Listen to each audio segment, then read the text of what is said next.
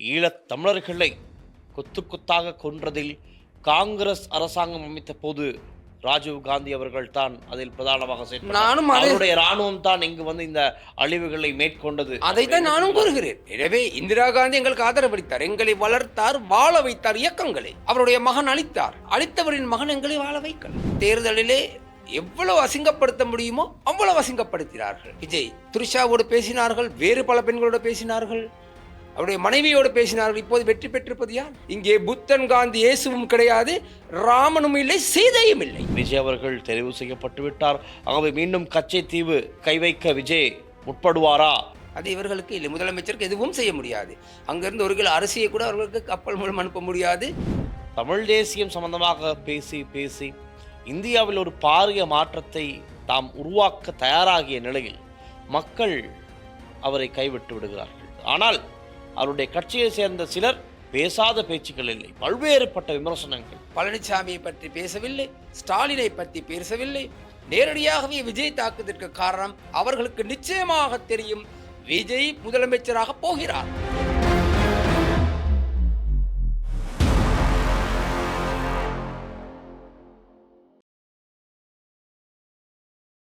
ஸ்ரீ காளிமாதா ஜோதிடம். பிரபல ஜோதிடர் பண்டித் மகாராஜா. தொழில், காதல், திருமணம், குழந்தை பாக்கியம் மற்றும் மந்திர சூனிய பிரச்சனைகளுக்கு நிரந்தர தீர்வு. லங்காஸ்ரீ நேர்களுக்கு வணக்கம். இன்றும் இணைந்திருக்கின்றீர்கள் லங்காஸ்ரீயின் நேருக்கு நேர்காணல் நிகழ்ச்சியுடன். இன்று சமகால அரசியல் நிலவரங்கள், குறிப்பாக இப்போ இலங்கை அரசியலை விட தமிழ்நாட்டு அரசியல் ஒரே பரபரப்பாக இருக்கின்றது. நேற்று இரவு தொடக்கமே தமிழகத்தில் ஒரே பரபரப்பு தான். இலங்கை தமிழர்கள் உட்பட உலகளாவிய ரீதியில் அனைத்து தமிழர்களும் கண் விழித்து தமிழகத்தில் என்ன நடந்து கொண்டிருக்கின்றது என்பது குறித்து மிகவும் ஆர்வமாக பார்த்து கொண்டிருக்கின்ற ஒரு தருணமாகத்தான் இந்த தருணங்கள் அமைந்திருக்கின்றது. ஆகவே இது சம்பந்தமாகவும் நாங்கள் இன்று எங்களுடைய நேர்காணல் நிகழ்ச்சியில் பேச தயாராக இருக்கின்றோம். மக்களுடைய ஆதரவை பெற்ற தமிழக வெற்றி கழகம் விஜய் உட்பட இப்பொழுது முதலமைச்சர் ஆவதற்கு தயாராக இருக்கின்ற நிலையில் அவருக்கு ஆளுநர் அழைப்பு விடுக்காமல் இருக்கின்றார்.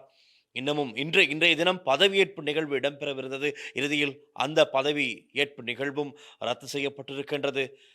அங்கே கூட்டங்கள் இடம்பெறுகின்றது. ஒரே பரபரப்பு. என்ன நடக்கும் என்பது குறித்தும் நாம் கலந்தாலோசிக்க இருக்கின்றோம். இன்று இந்த விடயங்கள் எல்லாம் நம்மோடு பேசுவதற்கு இணைந்திருக்கின்றார் எமது தலைமுறை கட்சியின் தலைவர் சிதம்பரம் கருணாநிதி அவர்கள். வணக்கம். வணக்கம்.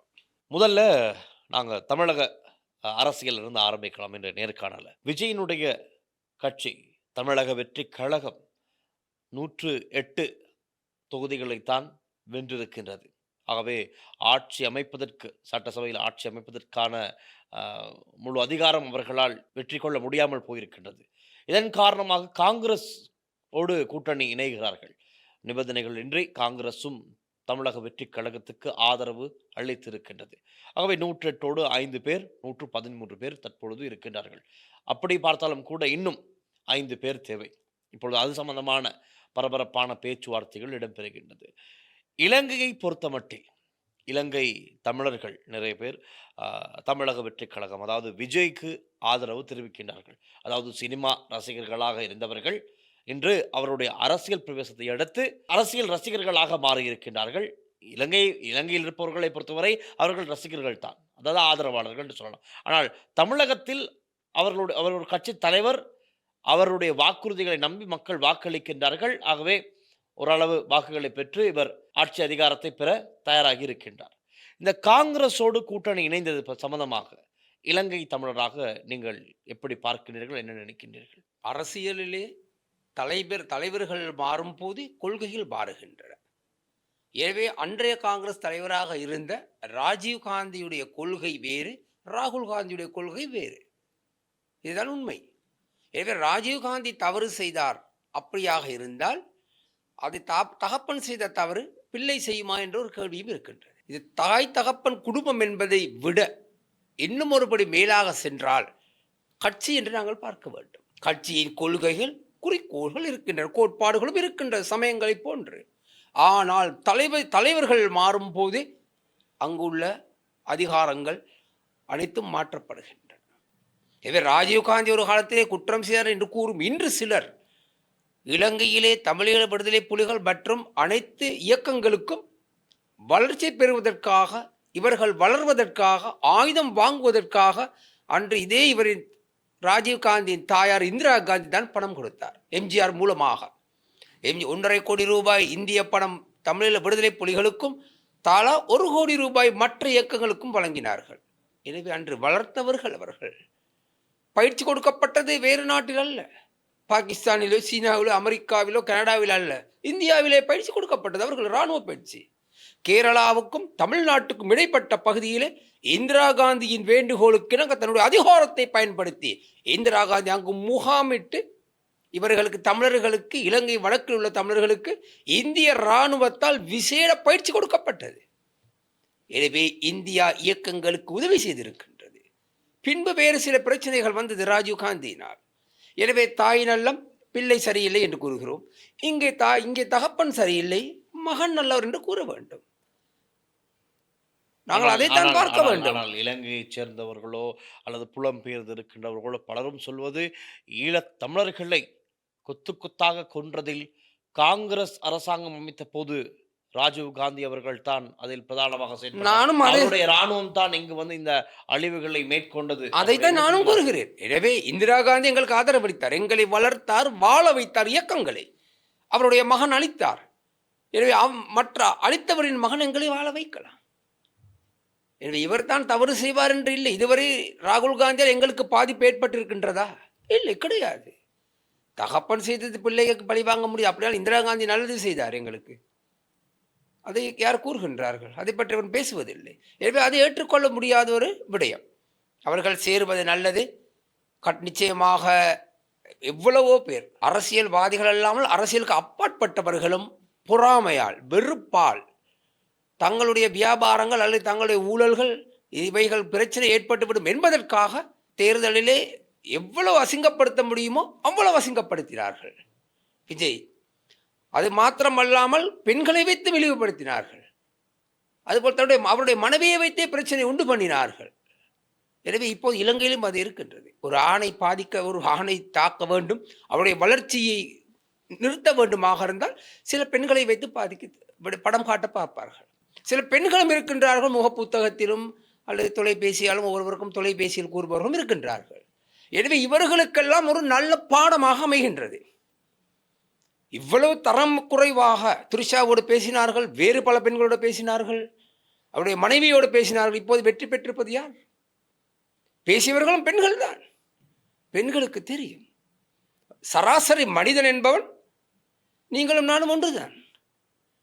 அன்பு, பாசம், இரக்கம், காதல், காமம் அனைவருக்கும் இருக்கின்றது. நாங்கள் எதையும் அரசியலுக்கு வரும்போது வீட்டில் கலட்டி வைத்து விட்டு வருவதில்லை. சரீரத்தில் உள்ள அனைத்தோடு தான் நாங்கள் வருகின்றோம். எனவே எங்களுக்கும் ஆசை, பாசம் அனைத்தும் இருக்கின்றது. இங்கே புத்தன், காந்தி, இயேசுவும் கிடையாது, ராமனும் இல்லை, சீதையும் இல்லை. எனவே எழுதுபவர்கள் யார் என்று பாருங்கள். ஒரு விஜயை பாருங்கள், என்னையும் எடுத்துக்கொள்ளுங்கள். எழுதுபவர்களின் பரம்பரை, அந்த ஊரிலே அவர்களை பற்றி கேட்டீர்களேயானால் அனைவருக்கும் தெரியும். பெண்ணை பற்றியும் எழுதுகிறார்கள். ஒரே ஒரு பெண் எழுதுகிறார். ஓநாய் போன்ற முகவடிவு உள்ளவரும், இந்தியாவிலே கூட ஆண் பெண் உருவத்தில் அரவாணி என்ற பெண் போன்ற ஒரு பெண் திருகோணமலை எனக்கு எதிராக எழுதுகிறார். ஏன் எழுதுகிறார் என்று இப்போது உங்களுக்கு புரிந்துவிடும் நான் கூறியது. எனவே நீங்கள் யாரும் எழுதுவால் யாருக்கும் பாதிப்பில்லை. அதே போல்தான் என்னை பற்றி தவறான கருத்துக்களை எழுதிய பின்பு, இதுவரை இத்தனை வருடகால அரசியலிலே எந்த பெண்கள் அமைப்பும் என்னை கூப்பிடவில்லை. இந்த பெண் என்னை பற்றி எழுதிய பின்பு இப்போது பல பெண்கள் அமைப்பில் என்னை பிரதம அதிதியாக கூப்பிடுகின்றார்கள். எனவே நீங்கள் தொடர்ந்து எழுதுங்கள். 25 மாவட்டத்திற்கும் நான் வருவேன். இப்போது மலையகத்தில் பெரும்பகுதிக்கு சென்று விட்டு வந்திருக்கின்றேன். வெகு விரைவில் நாங்கள் திருகோணமலையிலும் ஒரு பெரிய மகளிர் நிகழ்வு நடக்கிறது, அங்கு நான் தான் பிரதம அதிதியாக செல்கிறேன். எனவே யாரும் நினைத்துக் கொள்ளாதீர்கள் பெண்களை வைத்து ஒரு ஆணை அசிங்கப்படுத்தலாம் என்று. இப்போது அர்ஜுனாவை எடுத்துக்கொண்டாலும் அதுவும் ஒரு சதி. அர்ஜுனா சற்று அவசரப்பட்டு விட்டார். அங்கும் இதை நடந்தது. பெண்களை வைத்து பிரச்சனை பண்ணி அவருடைய கைத்துப்பாக்கி எப்படியாவது மீண்டும் அரசாங்கத்துக்கு பெற வேண்டும் என்ற ஒரு நிலையிலே ஒரு சூழ்ச்சி தான் அது நடைபெற்றது. அவர் சற்று அவசரப்பட்டு விட்டார் அர்ஜுனா. பெண்களை வைத்து எல்லாம் சாதிக்கலாம் என்று நினைக்காதீர்கள். பெண்களை வைத்து சாதிக்க நினைத்தவர்கள் இப்போது அமைதியாக சார்ந்திருக்கின்றார்கள். உதாரணத்துக்கு விஜய் எடுத்துக்கொள்ளுங்கள். எனவே தூசி தூசியாகத்தான் இருக்கும். எனவே புரிந்து கொள்ளுங்கள், உங்களுடைய சதி திட்டங்கள், சில ஆண்கள் இருக்கிறார்கள், சுத்துமாத்துகள், இவர்கள் எல்லாம் இவர்கள் எல்லாம் சேர்ந்துதான் இவ்வாறான சதிகள் இலங்கையிலும் அல்ல இந்தியாவிலும் இலங்கையில் இரண்டு பகுதியிலும் செய்பவர்கள். ஏனெனில் இவர்கள் நேரடியாக மோத முடியாது. திறமையானவர்கள், தைரியமானவர்கள், உண்மையானவர்களிடம் உள்ள உண்மையை வெளிக்கொணரும் போது இவர்களை தாங்கிக் கொள்ள முடிவதும் இல்லை. இவர்கள் பெயர் கட்டுவிடும் என்பதற்காக ஒரு சிலருடைய பெயரை அசிங்கப்படுத்த முயற்சிப்பார்கள். ரைட். இப்போ நாங்கள் பிரதான விஷயத்துக்கு வரலாம். இப்போ விஜய் மக்களுடைய மனங்களை வென்று 108 ஆசனங்களை வென்றாலும் கூட அவருக்கு இன்னமும் ஆட்சி அமைத்துக் கொள்ள முடியாமல் இருக்கின்றது. ஆளுநர் ஓடு பேச்சுவார்த்தைகள் இடம்பெறுகின்றது. பெரும்பான்மையை காண்பித்துவிட்டு நீங்கள் ஆட்சியை பொறுப்பேடுங்கள், ஆட்சியை அமையுங்கள் என்று குறிப்பிட்டிருக்கின்றார். இதனால் ஒரு இழுபறி நிலையாக இருக்கின்றது. இந்த நேரத்திலே திருமாவர்களுடனான சந்திப்புகள் இடம்பெறுகின்றது. அவருக்கும் கடிதங்கள் சென்றிருக்கின்றது. யாரோடு விஜய் கூட்டணி சேர வேண்டும்? நிச்சயமாக திருமாவளவன் போன்றோர் சிந்திக்க வேண்டியவர்கள். அவர் எனக்கு தெரியவே சுமார் 20 வருட காலத்திற்கு மேலாக இந்த அரசியலில் இருக்கின்றார். ஒரு முறை கூட அவருக்கு ஒரு அமைச்சர் பதவி கொடுக்கப்படவில்லை. காரணம், அவர்கள் தாலித் என்பதற்காக, குறைந்த சாதி என்பதற்காக பழிவாங்கப்பட்டவர் மீண்டும் மீண்டும் அந்த கட்சியில் இருப்பதுதான் மனவேதனையான ஒரு விடயமாக இருக்கின்றது. ஆகவே அவர் சிந்தித்து செயல்பட வேண்டும். விஜய் போன்றவர்களோடு அவர் இணைந்தால் அவருக்கு ஒரு நல்ல அமைச்சு பதவி கிடைக்கும். அதன் ஊடாக தன்னுடைய சமூகத்துக்கு சேவை செய்வதற்காக அவர் முயற்சிக்க வேண்டும். மீண்டும் திமுகவோடு ஒட்டி கொண்டிருந்தால் அந்த சமூகத்திற்கு எதுவுமே கிடைக்கப் போவதில்லை. திருமாவளவனுக்கு மாத்திரம் ஒரு எம்எல்ஏ பதவி கிடைக்குமே தவிர வேறு எதுவும் கிடைக்காது. ஆகவே அவர்கள் சற்று சிந்திக்க வேண்டும். இவ்வளவு காலம் நீங்கள் என்ன செய்தீர்களோ அதை எதிர்வரும் விஜயோடு சேர்ந்து 5 ஆண்டு காலத்தில் உங்களுக்கு செய்ய முடியும். அது சாதனையாக மாத்திரமல்லாமல் அந்த தாலித் சமூகத்துக்கு ஒரு சரித்திரமாக இருக்க வேண்டும். இங்கும் இந்த ஐக்கிய தேசிய கட்சியும் ஸ்ரீலங்கா சுதந்திர கட்சியும் மாறுபட்ட உருவங்களிலும் வேறுபட்ட பெயர்களிலுமே ஆட்சி செய்தார்கள். அதுபோல்தான் அங்கே ஆனால் மாறுபடாமல் வேறுபடாமல் ஏடிஎம்கே டிஎம்கே என்று செயல்பட்டார்கள். இவர்கள் இரண்டும் இங்கும் ஐக்கிய தேசிய கட்சியும் ஸ்ரீலங்கா சுதந்திர கட்சி அல்லது பொதுசன பெரமுன போன்ற தூக்கி எறியப்பட்டது போல் அவைகளும் தூக்கி எறியப்பட்டன. ஆனால் அது காணாது. இப்படி இருக்கின்ற தருணத்திலே இலங்கையிலும் சற்று இந்த விடயம் பரபரப்பாக பேசப்படுகின்றது. காரணம், தேர்தல் பிரச்சார நடவடிக்கைகளின் போது விஜய் அவர்கள் குறிப்பிட்டிருந்தார், கச்சத்தீவை நாங்கள் மீட்டெடுப்போம் என்று. ஆகவே அந்த விஷயம் அப்போதே இலங்கையில் பற்றி எரிய தொடங்கியது. ஆனால் மீண்டும் இப்பொழுது விஜய் அவர்கள் முதலமைச்சராக வருவதற்கு இப்பொழுது அனைத்தும் தயார் செய்யப்பட்டு வருகின்ற நிலையில், தேர்தலில் வெற்றி பெற்ற நிலையில் மீண்டும் அந்த விடயம் இலங்கையிலே பேசு பொருளாக மாறியிருக்கின்றது. தமிழக முதல்வராக விஜய் அவர்கள் தெரிவு செய்யப்பட்டு விட்டார். ஆகவே மீண்டும் கச்சைத்தீவு சம்பந்தமான சர்ச்சை பெரிதாகுமா? கச்சைத்தீவுக்கு கை வைக்க விஜய் முற்படுவாரா? அதே போல சில சிங்கள அரசியல்வாதிகள் எச்சரிக்கையும் விடுக்கின்றார்கள். ஒரு தேரர் கூட என்று ஒரு பார்க்கக்கூடியதாக இருந்தது.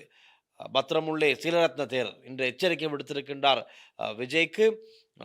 இலங்கை விஷயங்களில் தலையிட நினைத்தால் சாதாரணமாக இருக்காது. தமிழ், சிங்களவர், முஸ்லீம் என்ற அனைவரும் இணைந்து தகுந்த பாடம் புகட்டுவோம் என்று ஒரு எச்சரிக்கையும் விடுத்திருக்கின்றார். அவை விஜய் இலங்கை விடயங்களில் தலையீடு செய்வார் என்று நீங்கள் நினைக்கின்றீர்கள்? அப்படி நடந்தால் இலங்கையிலும் பிரச்சனைகள், குழப்பங்கள் வரலாம். இலங்கையில் வாழ்கின்ற தமிழர்களுக்கும் சிங்களவர்களுக்கும் இடையிலே ஒரு மனக்கசப்பு, ஒரு பிரச்சனைகள் ஏற்படுவதற்கான அதிக வாய்ப்புகள் இருக்கின்றது. ஏற்கனவே எதிர்க்கட்சிகள் எப்போது எதையாவது பிடித்து சூழ்ச்சிகளை உருவாக்கலாம் என்று பார்த்து கொண்டிருக்கிற தருணத்தில் விஜயினுடைய இந்த வெற்றியானது இலங்கையில் சற்று ஒரு அதிர்வை ஏற்படுத்தி இருக்கிறதாக என்ன தோன்றுகிறது? நீங்கள் நிச்சயமாக சட்டம் தெரிந்தவர்கள், அறிவுள்ளவர்கள், புத்தி உள்ளவர்கள், மூளை இருந்தாலும் அது செயல்படக்கூடியவர்கள் எதுவும் நினைக்க மாட்டார்கள். தமிழ்நாட்டு முதலமைச்சர் என்பது அந்த கடலுக்குள் தான் அவர் முதலமைச்சர். கடலுக்கு வெளியில் வரும்போது அவருக்கு எந்த விதமான அதிகாரமும் கிடையாது. முப்படைகள் இருப்பது மத்திய அரசாங்கத்தில். எனவே இந்த நாட்டில் ஒரு பகுதியை கேட்பாரோ அல்லது எதை கேட்பாராக இருந்தாலும் கச்சத்தீவை மீள கேட்க வேண்டுமாக இருந்தால் அதை கேட்க வேண்டிய அதிகாரம் இருக்கின்றது நாட்டின் தலைவர் என்று கூறப்படும் பிரதமர் மோடிக்கு. அது இவர்களுக்கு இல்லை. முதலமைச்சருக்கு எதுவும் செய்ய முடியாது. அங்கிருந்து 1 கிலோ அரிசியை கூட அவர்களுக்கு கப்பல் மூலம் அனுப்ப முடியாது. மத்திய அரசாங்கத்தின் அனுமதி பெற்று அனுப்ப வேண்டும். எனவே விஜய் பேசுவார், அரசியலுக்காக பேசினாலும் அதை கேட்பதற்கான அதிகாரம் எதுவும் கிடையாது. அவர்கள் மத்திய அரசாங்கத்துக்கு வலியுறுத்தலாம், இதை கேளுங்கள் என்று. தீர்மானம் எடுக்க வேண்டியது மத்திய அரசாங்கம். எனவே இந்த மைக்குக்கு முன்னாலும் அல்லது ஊடகங்களில் வர வேண்டும் என்பதற்காக நான் பாராளுமன்றத்திலும் சில பைத்தியக்காரன் பதுளையில் உள்ள ஒரு அந்த போல் ஒருவன் பேசுவதை பார்த்து இனவாதத்தோடு. எனவே அவன் கள்ளன். அவன் அந்த பேசுபவன் விஜயை தாக்கி பேசுபவன் பாடசாலை மாணவர்களுக்கு கொடுத்த பேக்கு பணம் அதை தன்னுடைய வங்கி போட்டிருக்கவன். எனவே சாமர சம்பதை சாமர சம்பத். எனவே இவர்களுக்கு இப்போது வழக்கு நடைபெற்றுக் கொண்டிருக்கிறது. வெகு விரைவில் சிறைக்கு செல்வார்கள், செல்ல வேண்டும். சாமரன் சம்பந்தால் ஒன்றும் புடுங்க முடியாது. அவருடைய பிரதான ஒரு வழக்கு விசாரணை விரைவில் வெகு விரைவில். நான் அன்றும் கூறினேன், ஜூலை வரும்போது ஆடி வரும்போது ஆடிக்கொண்டு உள்ளேதான் போக வேண்டும். அவர்கள் வெளிக்கடை பந்தனாகார வெளிக்கடைக்கு செல்ல வேண்டிய சூழ்நிலை ஏற்படும் இவர்களுக்கு. எனவே அவர்கள் அந்த இனவாதத்தை கக்குகின்றார்கள் போலியா. இவர்கள் சட்டம் பாராளுமன்றத்திலே சட்டம் தெரியாத ஒரு முட்டாளாகவே நான் பார்க்கிறேன். ஏனெனில் முதலமைச்சரால் அங்கு எதுவும் செய்ய முடியாது, அதிகாரம் இல்லை அவருக்கு. அங்கு போலீஸ் அதிகாரம் மாத்திரமே வழங்கப்பட்டிருக்கின்றது அவருக்கு. எனவே இலங்கை என்பது இந்தியா கடலிலிருந்து வெளியில் வர வேண்டும் ராமேஸ்வரத்துக்கு. அங்கே இருப்பது கடற்படை, அது மத்திய அரசாங்கத்துக்கு இருக்கின்றது. எனவே இவர்கள் பேசுவதற்கு ஒன்றுமில்லை என்பதற்காக ஊடகங்களில் இவர்கள் பேசுவதை தெரிவிக்க வேண்டும், மக்கள் பார்க்க வேண்டும், சிங்கள மக்கள் மத்தியிலே ஒரு எதிர்பார்ப்பு வர வேண்டும் என்பதற்காக இவர்கள் செய்கிறார்கள். அது மாத்திரமல்ல, தமிழ் பாராளுமன்ற உறுப்பினர் ஒருவர் முன்பு நாமல் ராஜபக்சையோடு மிக நெருங்கிய உறவு கொண்டவர்கள் தான் ஸ்டாலினுடைய குடும்பம். நாமல் கூறி இந்தியாவுக்கு சென்ற ஒரு பாராளுமன்ற உறுப்பினர் வேறு யாருமல்ல, அங்கு போய் நின்று ஊடகங்களில் பேசிவிட்டு அவர்களோடெல்லாம் கலந்து ஆலோசித்து இங்கே வந்துவிட்டு இப்போது வெற்றிக்கு வாழ்த்து தெரிவிக்கின்றார். எனவே போலியாக நீங்கள் செய்யாதீர்கள் இப்படி. ஆனால் அதில் மிக கௌரவமாக பேசி இருவர் இருக்கின்றார்கள். பாராளுமன்ற உறுப்பினர் ஸ்ரீதரன், அதுபோல் டாக்டர் அர்ச்சனா. இவர்கள் தெளிவாக பேசியவர்கள். டாக்டர் மேல் சில தவறுகள் இருந்தாலும் அர்ச்சுனா ஒரு இடத்தில் குறிப்பிடுகின்றார், கச்சத்தீவு மாத்திரமல்ல யாழ்ப்பாணத்தையும் சேர்த்து தமிழ்நாட்டு கொடுங்கள், அவர்கள் நம்மை பாதுகாப்பாக பார்த்து கொள்வார்கள் என்று. இந்த கதையும் பெரிதாக ஒரு அதிர்ச்சி ஏற்படுத்தி. இதைத்தான் இவர் கூறுகின்றார். ஆனால் இன்னொரு சிலர் கூறுகிறார்கள் இந்தியா எங்களை அழித்தது என்று. அப்போது என்ன செய்வது? அது அவருடைய தனிப்பட்ட கருத்து. டாக்டர் அர்ஜுனாவுடைய தனிப்பட்ட கருத்து அது. எனவே பாராளுமன்றத்தில் மிக தெளிவாக பாராளுமன்ற உறுப்பினர் ஸ்ரீதரன் பேசியிருந்தார், அர்ஜுனாவும் பேசியிருந்தார். சில விஷயங்கள் அர்ஜுனா சில விஷயங்கள் தவறாக பேசினாலும் சில விஷயங்கள் நல்ல கருத்துக்களை அவர் தெரிவிக்கின்றார். அதனால்தான் நான் அவரை பெரிதாக அவரை பற்றி எதுவும் நான் பேசுவதில்லை. மனிதனிடம் ஒரு எந்த நேரமும் எவரும் நல்லவராக இருப்பதில்லை. கையை இந்த பக்கம் இதை பாருங்கள், இதை பாருங்கள், வித்தியாசமாக இருக்கிறது. எங்களுடைய முன்பக்கம் போல் உடம்பிலே பின்பக்கம் இருக்கின்றதா? இல்லை, கிடையாது. மாற்றம் இருக்கின்றது. எங்களுடைய கையிலே இருக்க வாய்ந்த விரல்களிலே வித்தியாசம் இருக்கின்றது. ஆகவே அவரை தரக்குறைவாக பேசுவதை உண்மையாக ஏற்றுக்கொள்ள முடியாது. அவர் மேல் பிழை இருக்கலாம், ஆனால் அவர் செய்யும் நல்ல விடயங்களையும் பேசுங்கள், ஏற்றுக்கொள்ளுங்கள் எல்லோரும். ரைட். எதிர்வரும் 12ஆம் தேதி கொழும்பை முற்றுகையிட்டு ஒரு மாபெரும் போராட்டத்தை நடத்த போவதாக எஸ்எல்பிபி ராஜபக்சவின் ஆதரவாளர்கள் அனைவரும் தயாராவதாக ஒரு தகவல் கிடைத்திருக்கிறது. இதை கூறியவர் எஸ்எல்பிபியின் முன்னாள் பார்லிமெண்ட் உறுப்பினர் திஸ்ஸ குட்டியாராச்சி. இவர் குறிப்பிடுகின்றார், மஹிந்த ராஜபக்சவை ஒரு நாளாவது கைது செய்ய நினைத்தாலே கொழும்பில் மாபெரும் போராட்டம் வெடிக்கும் என்பதை போலத்தான் ஒரு கதையை சொல்லியிருக்கின்றார். என்ன நடக்கும்? 12ஆம் தேதி மஹிந்த ராஜபக்சவை விசாரணைக்காக லஞ்ச ஊழல் ஆணைக்குழு அழைத்திருக்கின்றது. அப்படி அங்கு வருகை தந்து விசாரணைக்கு உட்படுத்தப்பட்டு ஒருவேளை கைது செய்யப்பட்டால் மாபெரும் போராட்டம் வெடிக்கும் என்று இப்பொழுது எச்சரிக்கை விடுத்திருக்கிறார்கள். இது சம்பந்தமாக உங்களுடைய கருத்து? இவர்கள் நினைப்பது கோட்டாபய ராஜபக்ச போல முட்டாள் அல்ல அனுரகுமார திசாநாயக்க. அனாவசியமாக மக்கள் இடையூறு கொடுப்பார்களே, ஆனால் அரசாங்கத்தை பாதுகாக்க வேண்டிய கடமை பாதுகாப்பு படையினருக்கு இருக்கின்றது. எனவே பாதுகாப்பு படை அவர்களை எப்படி அப்புறப்படுத்த வேண்டும் என்பது அவர்களுக்கு தெரியும். இவர்கள் யாரும் புத்தன் காந்தி இயேசு கிடையாது. ராஜபக்ச குடும்பம் என்பது திருட்டு குடும்பம். இவர்கள் ஏற்கனவே கைது செய்யப்பட்டிருக்க வேண்டும். இவர்கள் அரசாங்கத்தை எச்சரிக்கவில்லை. இவர்களுக்கு தெரியும் என்ன நடக்கும் என்று. இவர்கள் ஒவ்வொருவரும் தொலைக்காட்சியிலே வர வேண்டும், பிரபலமாக வேண்டும், எதிர்கால தேர்தலிலே ஹீரோவாக வர வேண்டும் என்பதற்காக போலியாக பேசிக் கொண்டிருக்கின்றார்கள். இவர்களால் எதுவும் செய்ய முடியாது. குற்றம் இருப்பின் நிச்சயமாக கைது செய்யப்படுவார் அல்லது விசாரணை செய்யப்பட்டு அனுப்பப்படுவார். இதுதான் நடக்கும். எனவே எதுவுமே நடக்காது. இவர்களால் எதுவும் நடத்தி வைக்க முடியாது. ஆனால் ராஜபக்சர்களுக்கு என்னத்தான் பல குற்றச்சாட்டுகள் இருந்தாலும் அதை நிரூபிக்க முடியாமல் இருப்பதாகத்தான் அரசு தரப்பிலே ஒரு சில தகவல்கள் நேரடியாக இவருடைய பெயர்களில் இல்லை, எதுவுமே இல்லை. கிரிஷ் வழக்கு இருக்கின்றது, இப்போது நடைபெற்றுக் கொண்டிருக்கிறது. அதில் நாமல் இருக்கின்றார். தாஜுடின் கொலை வழக்கு சம்பந்தப்பட்டவர்கள் யார் என்பது உங்களுக்கு தெரியும். எனவே இது சம்பந்தம் நடைபெற்றுக் கொண்டிருக்கிறது. இது ராஜபக்சவுடைய அரசாங்கமாக அல்லது கோட்டாபேவுடைய அரசாங்கமாக, ரணில்குடைய அரசாங்கமாக இருந்தால் சட்டத்தை அவர்கள் கையில் எடுத்து செயல்பட்டிருப்பார்கள். ஆனால் அனுகுமார் திசாநாயக் என்பவர் மிக நிதானமாக, நேர்மையாக, உண்மையாக இந்த சமூகத்துக்கு மாத்திரமல்லாமல் உலகளாவிய ரீதியில் உள்ள மக்கள் அனைவரும் ஏற்றுக்கொள்ளக்கூடிய ஒரு தலைவனாக இந்த நாட்டில் செய்யப்பட வேண்டும் என்பதற்காக நீதிமன்றத்திற்கு பாரம் கொடுத்து விட்டார். இங்கே நீதிபதியாக அவர் செயல்படவில்லை. ஆனால் கடந்த அரசாங்கங்களில் ஜனாதிபதிகள் நீதிபதிகளாக செயல்பட்டார்கள். அதுதான் இதற்கு தாமதம். ஜனநாயக ரீதியாக செல்லும் போது சில தாமதங்கள் ஏற்படும். அவை இயற்கை. அதை பொறுத்துக் கொள்ள வேண்டும் மக்கள். இன்னும் 3 ஆண்டு காலம் இருக்கின்றது. அதற்குள் இவர்கள் இருக்க வேண்டிய இடத்திற்கு இவர்கள் அனுப்பப்படுவார்கள். முக்கியமான விஷயங்கள் சம்பந்தமாக பேசியிருந்தீங்க. எனக்கு மீண்டும் தமிழக அரசியலுக்கு சம்பந்தமான ஒரு கேள்வி இருக்கிறது. அதை பொறுத்த சிந்தனைக்கு வந்தது என்னவென்றால், தமிழ் தேசியம் சம்பந்தமாக அதிகமாக தமிழகத்தில் பேசுவது யார் என்றால் அது நாம் தமிழர் கட்சி தலைவர் சீமான் அவர்கள் தான். தமிழ் தேசியம் சம்பந்தமாக பேசி பேசி இந்தியாவில் ஒரு பாரிய மாற்றத்தை தாம் உருவாக்க தயாராகிய நிலையில் மக்கள் அவரை கைவிட்டு விடுகிறார்கள். வாக்குகள் இல்லை, எந்த ஒரு தொகுதியிலும் ஒரு சீட்டு கூட வெல்லவில்லை. இப்படியான ஒரு நிலைமைக்கு நாம் தமிழர் கட்சி தள்ளப்படுகின்றது. ஆனால் அவருடைய கட்சியை சேர்ந்த சிலர், உதாரணமாக சாட்டை உட்பட பலர், விஜய்க்கு எதிராக பேசாத பேச்சுக்கள் இல்லை, பல்வேறுபட்ட விமர்சனங்கள். ஒவ்வொரு நாளும் ஒவ்வொரு வீடியோ போடும் போதும் தனிப்பட்ட வன்மத்தை கக்குவதை போலத்தான் அவருடைய கருத்துக்கள் அமைந்திருக்கும். ஆனால் ஆளும் தரப்பே அவர்கள் விமர்சிக்க தவறுகிறார்கள். ஆளும் தரப்பு என்றால் திமுகவை அவர்கள் எப்படி பார்த்து கண்டால், நாம் தமிழர் கட்சியும் திமுகவும் பங்காளிகள் போல, நாங்கள் இப்போ சண்டை போட்டுக்கொண்டாலும் பிறகு நாங்கள் அணைத்துக் கொள்வோம். ஆனால் விஜய்க்கு இடம் கொடுக்கக்கூடாது என்று விஜயைத்தான் போட்டு அடித்து கொண்டிருந்ததை எங்களுக்கு கடந்த நாட்களில் காணக்கூடியதாகிறது. ஆனால் சீமான் அவர்கள் உண்மையாகவே நேரடியாக யாரையும் பெரிதாக தாக்காவிட்டாலும் தாக்கி இருக்கிறார் ஒரு சிலர். ஆனால் பெரிதாக அவருக்கு மாற்றத்தை கொண்டு வர வேண்டும், மக்களை சிந்தனை வழியில் அழைச்செல்ல வேண்டும் என்ற ஒரு நோக்கம் அவர் மத்தியில் இருந்தது. ஆனாலும் அவருக்கு இந்த தேர்தல் கை கொடுக்கவில்லை. இந்த விஷயத்தை நீங்கள் எப்படி பார்க்கிறீர்கள்? என்ன பிழை நடந்திருக்கின்றது இவருடைய தோல்விக்கு? அண்ணன் சீமானின் தோல்வி அது சீமானுடைய தோல்வி அல்ல, தமிழக மக்களுடைய தோல்வியாகவே நாம் ஏற்றுக்கொள்ள வேண்டும். தமிழ் மக்களுக்காக, விசேடமாக வடகிழக்கு தமிழர்களுக்காக, புலம்பெயர் தமிழர்களுக்காக இந்த ஸ்ரீலங்கா நாடு என்று இருக்கிறது என்பதை உலகுக்கு தெரிவிக்கிறது இன்று வரை சீமான் எனும் ஒரு மாமனிதனாகவே நாம் பார்க்க வேண்டும். அவர் மீது பல தவறுகள், புகார்கள் இருக்கின்றன. அது நமக்கு தேவையில்லை. எங்களுடைய சமூகத்துக்கு எவன் குரல் கொடுக்கிறானோ அவருக்கு நாம் ஆதரவளிக்க வேண்டியது எம்முடைய கடமைகளில் ஒன்று. ஆனால் சாட்டை நீங்கள் கூறியது போல், சாட்டை நான் பார்க்கும்போது நான் நினைக்கிறேன் சாட்டை ஒரு ஞானி என்று நினைக்கின்றேன்.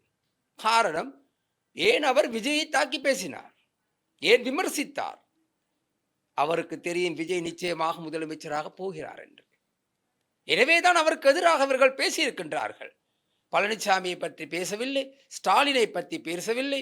நேரடியாகவே விஜய் தாக்குவதற்கு காரணம் அவர்களுக்கு நிச்சயமாக தெரியும் விஜய் முதலமைச்சராக போகிறார்.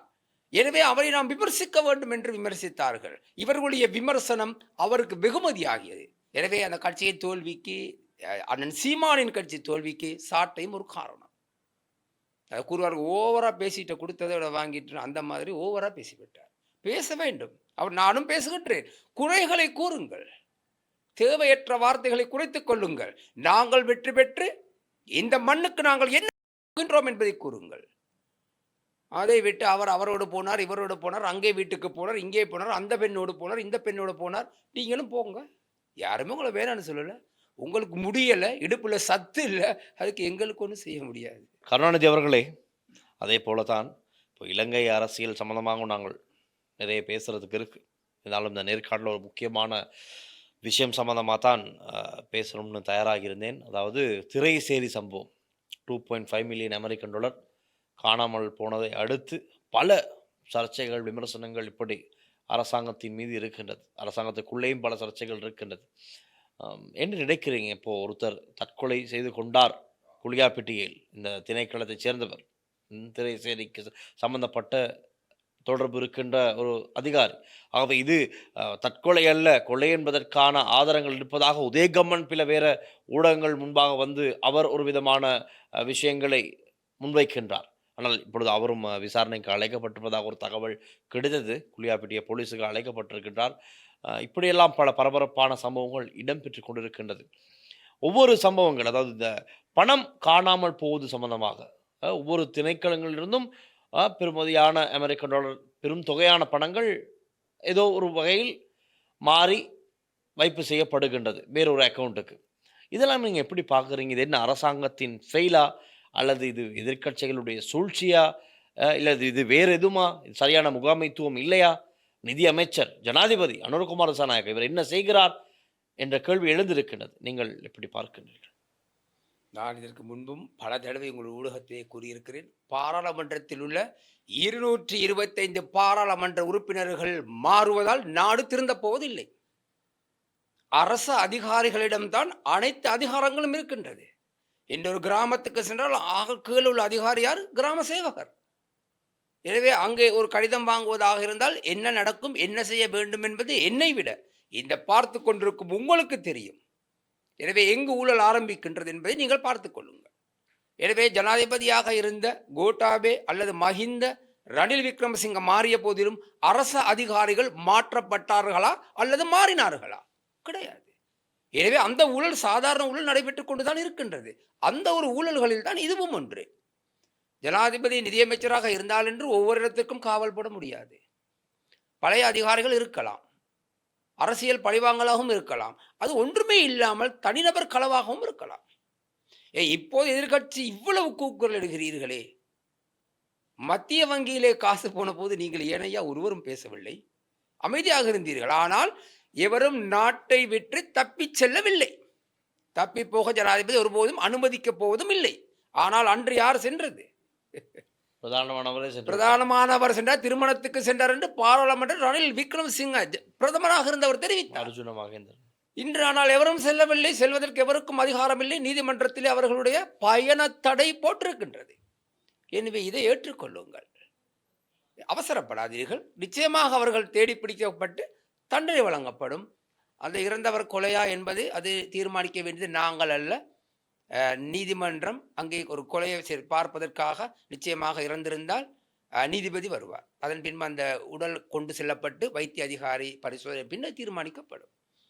எனவே கம்மம்பில போன்ற கொம்மம்பில பல வார்த்தை முன்பும் கூறியிருக்கின்றார்கள். எனவே ஒரு நாளைக்கு ஏதாவது பிரச்சனையில் அவர்கள் நிச்சயமாக அகப்படுவார்கள். அவ்வாறான நிலைதான் ஏற்பட்டிருக்கின்றது. இது ஒரு நீதிமன்ற தீர்ப்பாக இருந்திருந்தால் அவர் நிச்சயமாக தண்டிக்கப்படுவார். அனாவசியமான பேசுவது அவர்களுக்கெல்லாம் நான் முன்பு கூறியது போல் தேவைப்படுறது ஒரு மைக்குக்கு முன்னுக்கு இருக்க வேண்டும், ஊடகங்களிலே பிரபலமாக வேண்டும். மக்கள் மத்தியிலே தூக்கி எறியப்பட்ட ஒரு குப்பை கூழங்களாகவே நாம் பார்க்கிறோம் இவர்களை. எனவே இவர்கள் அப்புறம் குப்பைகள் திரும்பவும் வளரலாம் என்று நினைக்கின்றார்கள். அது ஒருபோதும் சரி வராது. விதைகள் முளைக்கலாம், குப்பைகள் முளைப்பதில்லை. இவைகள் அழிய வேண்டும் அல்லது நாம பார்த்து அழிக்க வேண்டும். இந்த ரைட். அந்த விடயத்தோடு இன்றைய நேருக்கு நேர்காணல் நிகழ்ச்சியை நிறைவு கொண்டு வரலாம். இவ்வளவு பல விடயங்களையும் பகிர்ந்து கொண்ட சிதம்பரம் கருணாநிதி அவர்களுக்கு எம்முடைய நன்றிகள். நன்றி, வணக்கம். தொடர்ந்தும் லங்கா ஸ்ரீயுடன் இணைந்திருங்கள். மற்றும் ஒரு நேருக்கு நேர்காணல் நிகழ்ச்சியுடன் சந்திக்கலாம். ஒளிப்பதிவாளர் விஜயகுமார் மற்றும் லிசி அருணன், நான் டெல்ஷான் வின்சன். நன்றி, வணக்கம். ஸ்ரீ காளிமாதா ஜோதிடம். பிரபல ஜோதிடர் பண்டித் மகாராஜா. தொழில், காதல், திருமணம், குழந்தை பாக்கியம் மற்றும் மந்திர சூனிய பிரச்சனைகளுக்கு நிரந்தர தீர்வு.